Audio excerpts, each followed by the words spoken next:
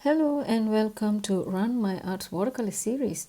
And as you all just witnessed, a glimpse of Grape Hyacinth or Muscari, which is the subject of today's painting.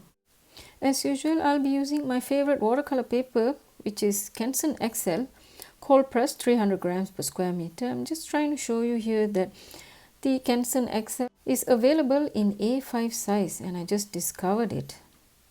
And from the comparison you would have noticed it's almost half of the A4 size, and as usual it comes in a ringlet binding form where it makes it easier for you to flip over the pages.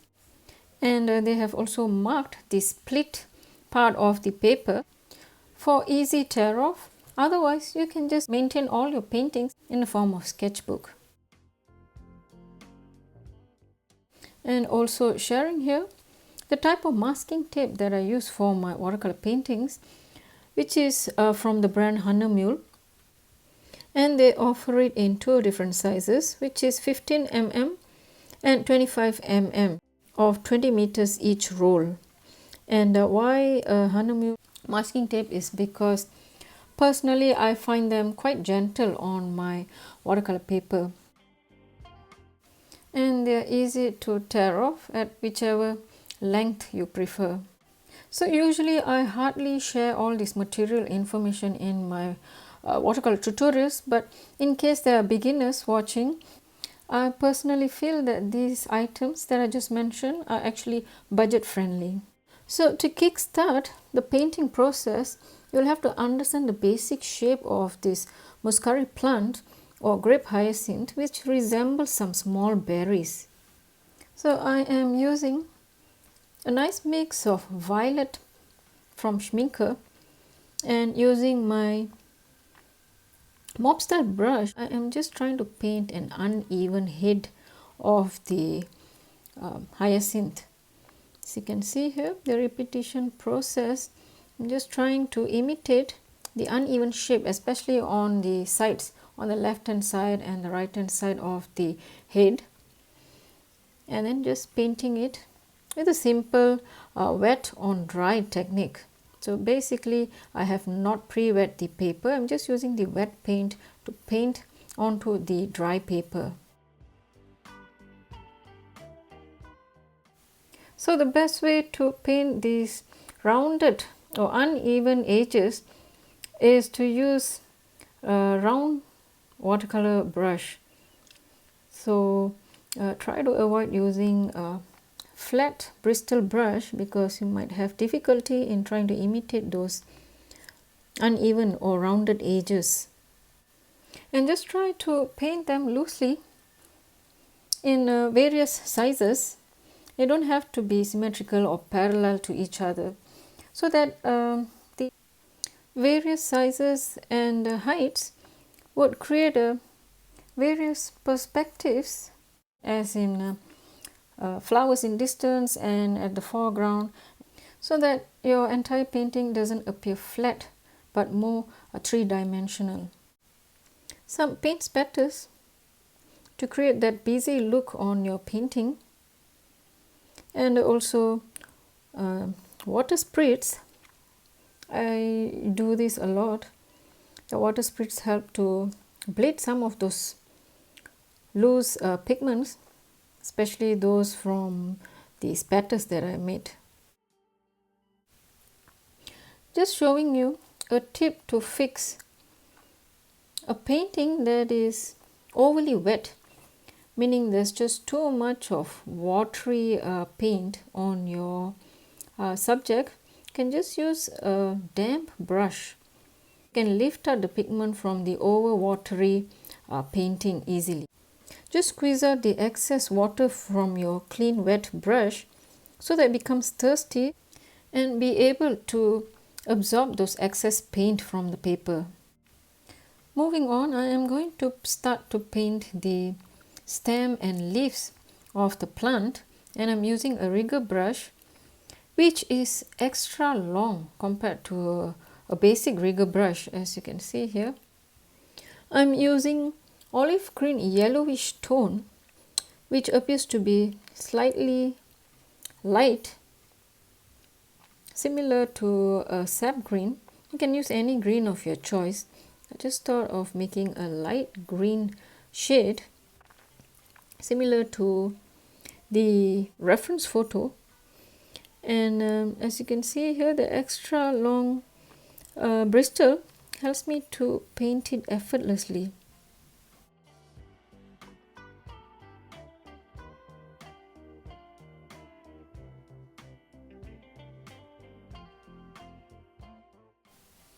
So once done with the stems, I'm just casually painting all those long leaves of the Muscari plant or Grape Hyacinth. So just be very casual with your brush strokes. You're not very particular about the leaf shapes. I've also added a little bit of magenta, or you can also use a crimson onto some part of the leaves and stems, just to add some more vibrancy and liveliness to the painting. And I also noticed this is it naturally appears in the actual plant as well, so you can try experimenting by adding some extra colors.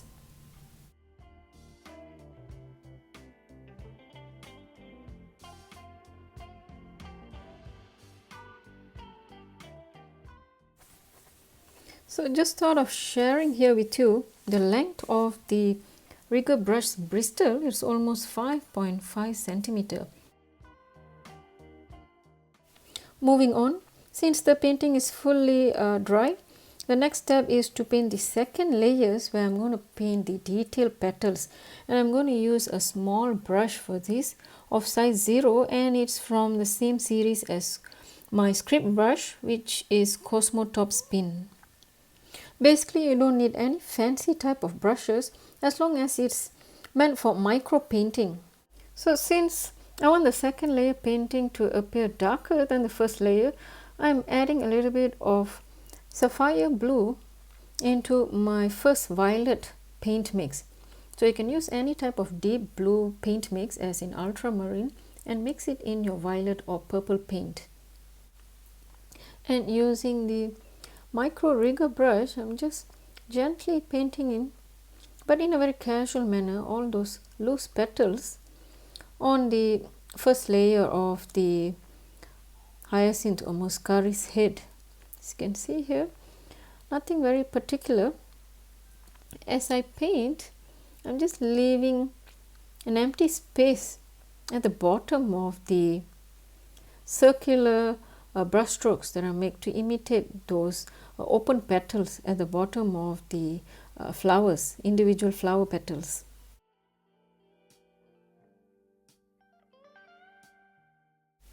Hope you can get a better visualization as I paint this larger head of the Muscari.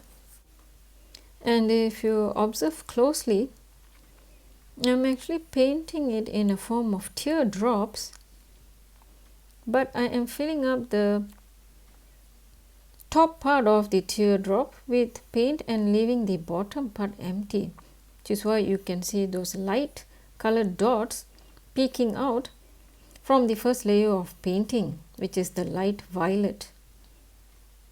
So just keep painting those teardrop and filling up at least 3/4 of the teardrop with the brush strokes. And you can achieve the similar look of the Muscari's flowers, individual flowers, easily.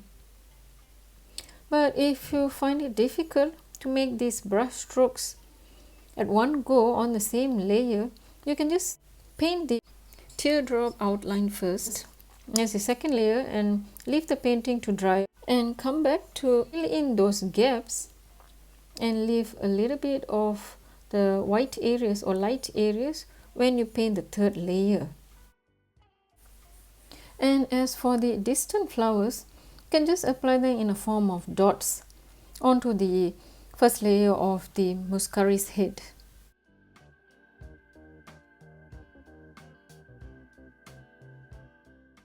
Just showing you at a different angle painting process of the larger Muscari's head, in case it could be helpful in your visualization.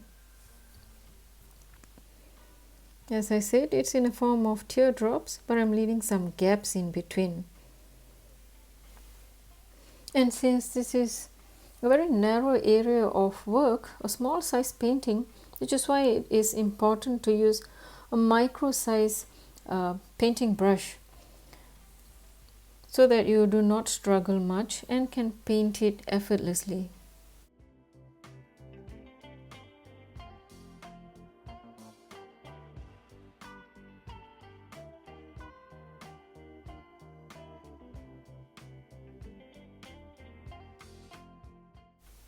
And while the painting is still wet, you can also drop in some other colors, like what I'm doing over here. I'm adding in some shades of crimson mixed with the violet, similar to the stem and leaf painting that I did earlier. So just repeat the painting process onto all the Muscari's head and enjoy the process.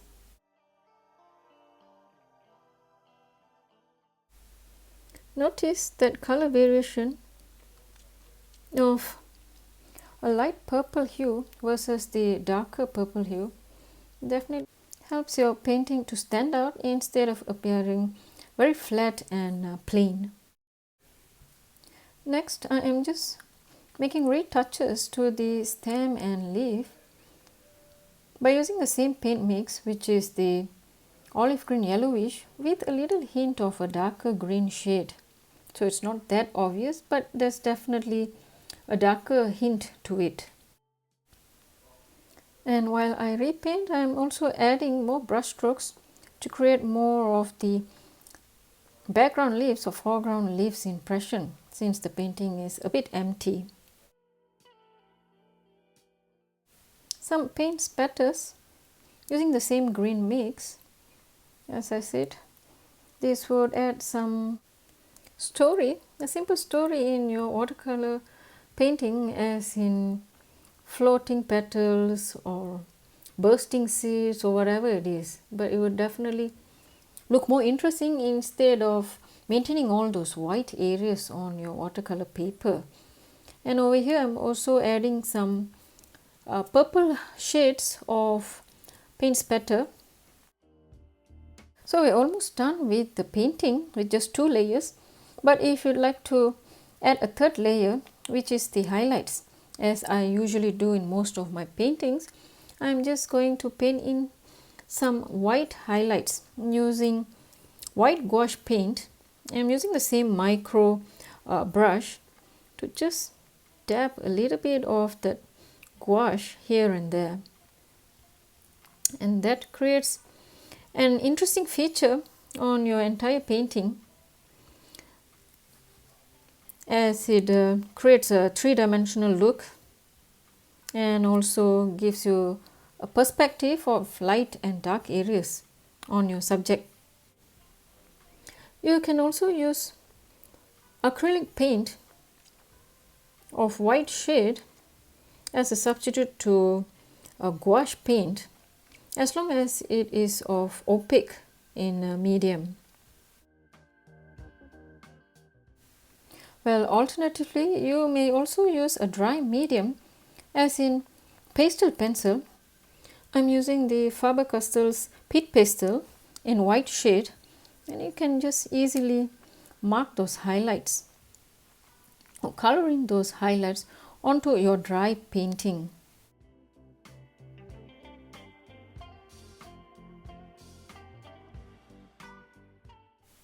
Another dry medium alternative would be pastel chalk, whether it is in soft pastel form or hard pastel. Just the same technique, just mark or color in onto the dry painting. I'm using Jaxel brand and was not so familiar with this brand. I just happened to see it in the art store and it costed me below €2 per stick, and I noticed online that it is at an affordable price. So do check it out if you want a budget friendly option. So lastly, I thought of completing this painting with a cute little bumblebee, and I'm using Indian yellow to kickstart with its body, the yellow stripe on a bumblebee's body, followed by sapphire for the black part on its body. You can use ready-made black paint if you want. I'm just using sapphire since it appears dark, similar to black.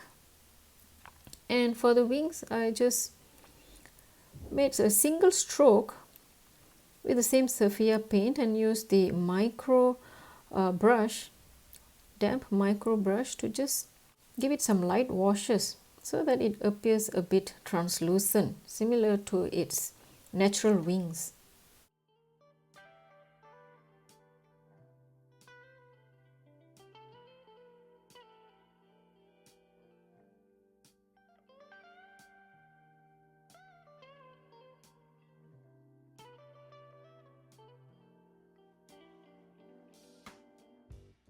So there you go, a nice vibrant looking Muscari painting, which was not so difficult to paint, paired with a striking looking bumblebee. So if you like this video, then do hit the like and share button. Don't forget to subscribe to my channel. So thanks for watching. I'll see you in another video. Till then, bye.